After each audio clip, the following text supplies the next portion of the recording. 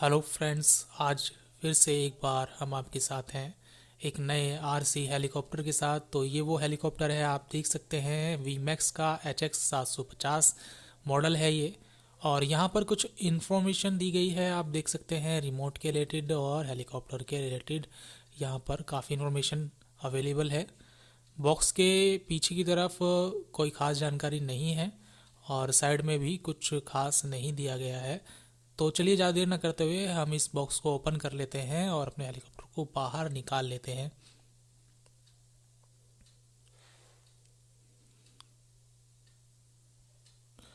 तो ये कुछ चीज़ें हमें यहाँ पर मिली हैं, इनको एक एक करके हम चेक करेंगे कि ये क्या है। पहली चीज़ जो हमें मिली है वो है ये मैनुअल, और इस मैनुअल को आप पढ़कर जान सकते हैं कि इस हेलीकॉप्टर को कैसे फ्लाई करना है और क्या क्या इसमें है।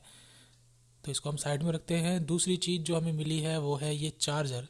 इस चार्जर को आप देख सकते हैं, इस चार्जर से आप इस हेलीकॉप्टर को चार्ज कर सकते हैं। 3.7 वोल्ट का ये चार्जर है।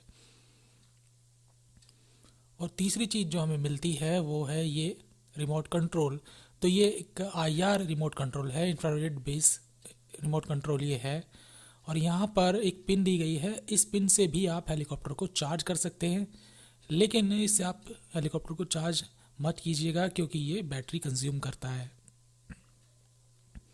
यहाँ से आप इसे ऑन ऑफ कर सकते हैं और चैनल बदल सकते हैं।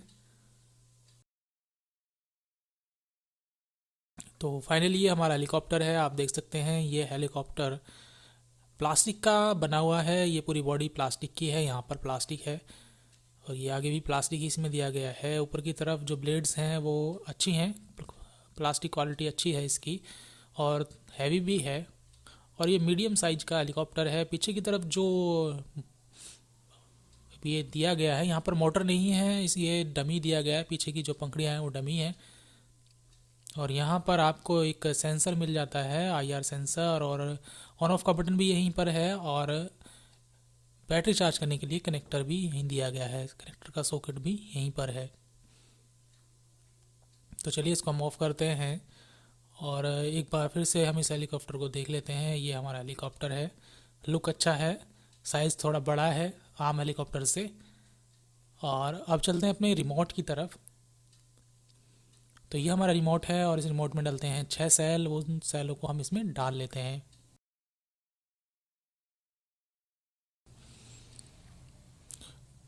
तो हमने सेल डाल के ये रिमोट रेडी कर लिया है, इसको करेंगे हम ऑन। तो ये ऑन हो गया है। इसको ऑन करने से पहले हम अपने हेलीकॉप्टर को ऑन कर लेते हैं।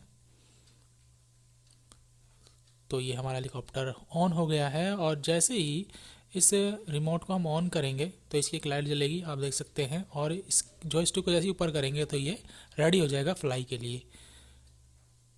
कुछ इस तरीके से हम इसको फ्लाई कर सकते हैं। तो ये कैसा है, कैसा उड़ता है, क्या इसकी खासियत है, इसको मैदान में लेके चलते हैं और वहाँ टेस्ट करते हैं कि कैसा फ्लाई करेगा। तो हम आ गए हैं मैदान पर। तो ये हमारा हेलीकॉप्टर है, हम फ्लाई कर रहे हैं। इसमें 1 की टेक ऑफ नहीं है और ये आपको मैनुअली ही टेक ऑफ करना पड़ेगा। ये बहुत ही अच्छी तरह से फ्लाई हो रहा है। मैं आपको बता दूं कि ये इंडोर यूज़ के लिए है, आप इसको आउटडोर में फ्लाई नहीं करें तो अच्छा है, कर सकते हैं, नहीं करें तो अच्छा है, क्योंकि ये आउटडोर में थोड़ा डिस्टर्ब होता है। आप यहाँ देखेंगे कि बार बार ये नीचे की तरफ आएगा क्योंकि कनेक्टिविटी की प्रॉब्लम हो जाती है। इंडोर में आप चाहे जैसे इसको फ्लाई कर सकते हैं। अगर आपने पहले कभी ऐसे हेलीकॉप्टर फ्लाई नहीं किए हैं जो अनस्टेबल होते हैं तो आपको इसको फ्लाई करने में थोड़ी दिक्कत हो सकती है। अगर आपने पहले हेलीकॉप्टर फ्लाई किए हैं तो आप इसको अच्छी तरह कंट्रोल कर पाएंगे। तो ये हेलीकॉप्टर उनके लिए नहीं है जो पहली बार हेलीकॉप्टर को फ्लाई कर रहे हैं, क्योंकि इसको हमें कंट्रोल करना पड़ता है और इसमें थोड़ा ध्यान रखना पड़ता है। इस मैदान पर हवा चल रही है और इस हवा में ये काफ़ी अच्छा फ्लाई कर रहा है। थोड़ा सा घूम रहा है क्योंकि इसको हमें कंट्रोल करना पड़ता है। पीछे का जो मोटर है वो डमी है, वो काम नहीं कर रहा है, इसी वजह से इसमें थोड़ा सा जो है ये घूमता है और इसको हमें कंट्रोल करना पड़ता है। तो इस हेलीकॉप्टर को हमें चार्ज करने में लगे लगभग 45 मिनट और ये आपको आराम से 10 मिनट का बैकअप दे देता है। एक ख़ास बात, अगर आप इसे आउटडोर में फ्लाई कर रहे हैं तो ध्यान रखिएगा इसको अपने से ज़्यादा दूर ना रखें, और रिमोट का जो फेस है वो हमेशा हेलीकॉप्टर की तरफ होना चाहिए। अगर ये हेलीकॉप्टर की तरफ नहीं होगा तो ये गिर जाएगा।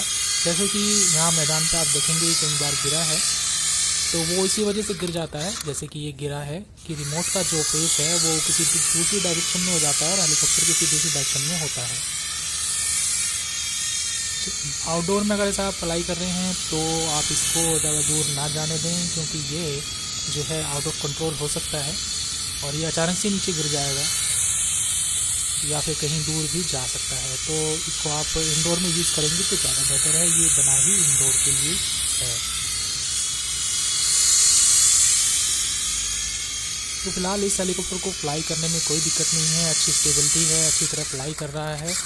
और ये जो हेलीकॉप्टर है, आप अगर इसे परचेज़ करना चाहते हैं तो इसका बाय लिंक हमने डिस्क्रिप्शन में दे दिया है, वहाँ पर आपको इसका प्राइस और आपको इसको बाय करने का लिंक मिल जाएगा।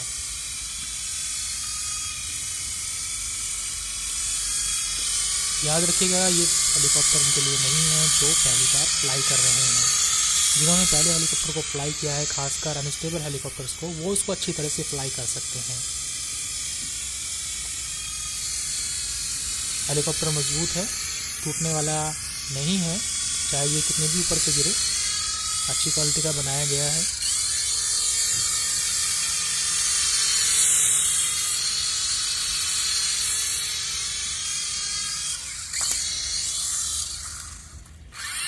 तो आप देख सकते हैं कि बार बार ये जो हेलीकॉप्टर है नीचे आ जाता है, नीचे की तरफ गिरता है। इसका कारण यही है कि ये IR हेलीकॉप्टर है, इंफ्रारेड पे काम करता है और इसकी कनेक्टिविटी टूट जाती है। रिमोट से इसका कनेक्शन टूट जाता है जब रिमोट का जो है फेस कहीं और हो जाता है, तो नीचे गिरेगा ही गिरेगा। तो ये थी आज की हमारी वीडियो VMAX हेलीकॉप्टर पर। अगर आपको ये वीडियो पसंद आई है तो हमारी वीडियो को लाइक कीजिए, शेयर कीजिए और हाँ, आने वाली वीडियो के लिए चैनल को सब्सक्राइब जरूर कीजिए।